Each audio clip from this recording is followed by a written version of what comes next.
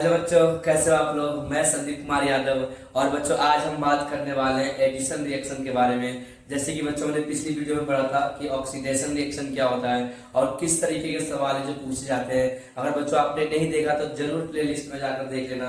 अब बच्चों, बिना टाइम बर्बाद किए हम वीडियो को शुरू करते हैं। और बच्चों, वीडियो पसंद आए तो लाइक और चैनल को सब्सक्राइब जरूर करना बच्चों, ठीक है। तो हमारा जो टॉपिक है जिसका नाम है एडिशन रिएक्शन, यानी कि संकलन अभिक्रिया।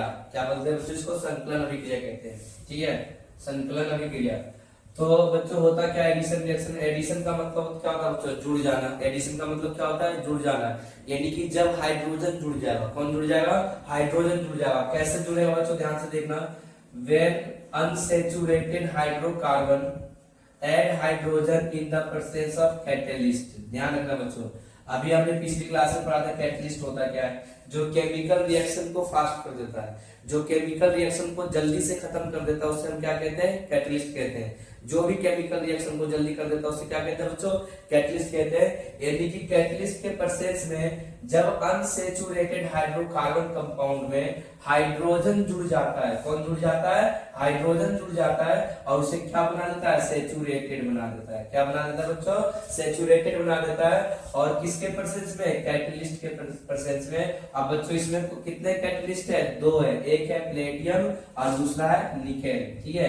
पैलेडियम और निकेल, ये दोनों जो है बच्चों कैटलिस्ट है। और जब इन दोनों के प्रोसेस में अनसैचुरेटेड हाइड्रोकार्बन में हाइड्रोजन जुड़ जाता है तो सैचुरेटेड हाइड्रोकार्बन बना देता है। और इसी रिएक्शन को बच्चों एडिशन रिएक्शन कहते हैं, यानी कि संकलन अभिक्रिया कहते हैं। अब बच्चों, हिंदी में भी यही लिखा हुआ है कि जब उत्प्रेरक पैलेडियम और निकेल की उपस्थिति में असंतृप्त हाइड्रोकार्बन यौगिक हाइड्रोजन के योग से संतृप्त हाइड्रोकार्बन यौगिक का निर्माण होता है, उसे संकलन अभिक्रिया कहते हैं। अब बच्चों ध्यान से देखना, ये क्या हो गया? हमारा अनसैचुरेटेड हो गया। और अनसैचुरेटेड का मतलब असंतृप्त हो गया। कैसे हो गया बच्चों? क्योंकि यहाँ पे डबल बॉन्ड बन रहा है, यानी कि द्विआवन बन रहा है। जहां पे भी डबल बॉन्ड बनेगा, द्विआवन बनेगा, तो उसे हम अनसैचुरेटेड कहेंगे। और बच्चों, हाइड्रोजन जुड़ गया। क्या जुड़ गया? हाइड्रोजन जुड़ गया। अब बच्चों, हाइड्रोजन जुड़कर क्या बन गया? सैचुरेटेड बन गया, यानी कि संतृप्त बन गया। क्योंकि बच्चों यहाँ पे क्या बन रहा है? सिंगल बॉन्ड बन रहा है। तो जहां पे भी सिंगल बॉन्ड बनेगा वो क्या होगा बच्चों? सैचुरेटेड होगा, यानी कि संतृप्त होगा। बच्चों ध्यान से समझना, पेपर में इस तरीके के सवाल जो पूछे जाते हैं। अब बच्चों, ये जो एडिशन रिएक्शन है इसका प्रयोग किया जाता है हाइड्रोजनेशन के लिए। इसका किया जाता है बच्चों? हाइड्रोजनेशन। हाइड्रोजनेशन का मतलब होता है हाइड्रोजनीकरण।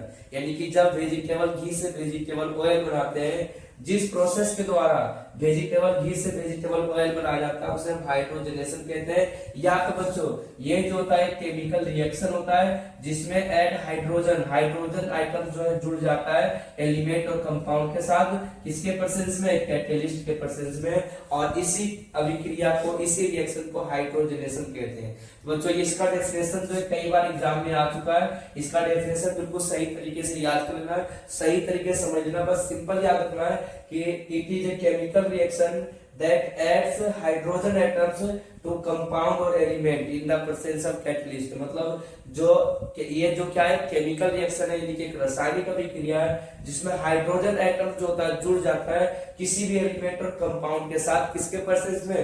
कैटलिस्ट के प्रेजेंस में। और बच्चों, कैटलिस्ट क्या होता है? जो केमिकल रिएक्शन को फास्ट कर देता है बिना कोई प्रभाव डाले। अब बच्चों, हिंदी में ये लिखा हुआ है, यह एक रासायनिक अभिक्रिया है जिसमें हाइड्रोजन परमाणु उत्प्रेरक की उपस्थिति में यौगिक और तत्व के साथ जुड़ जाते हैं। उत्प्रेरक की उपस्थिति में यौगिक और तत्व के साथ जुड़ जाते हैं और इसी को हम हाइड्रोजनीकरण कहते हैं। तो बच्चों, इसका डेफिनेशन सही तरीके से याद कर लेना है और इसका एग्जांपल सही तरीके से याद कर लेना है। और बच्चों, जो हम पढ़ रहे हैं इससे अलग कुछ नहीं आने वाला। अब बच्चों, एक एक करके टॉपिक हम इसलिए पढ़ रहे हैं ताकि हमें कम समय में ज्यादा से ज्यादा नॉलेज मिल सके। क्योंकि बच्चों, अगर एक ही बार बहुत सारा पढ़ते हैं तो हमारे दिमाग से निकल जाता है। इसलिए बच्चों, एक एक टॉपिक को मैं समझा रहा हूँ ताकि कोई प्रॉब्लम ना हो। अगर बच्चों वीडियो पसंद आए तो लाइक और चैनल को सब्सक्राइब जरूर करना। और वीडियो देखने के लिए बहुत बहुत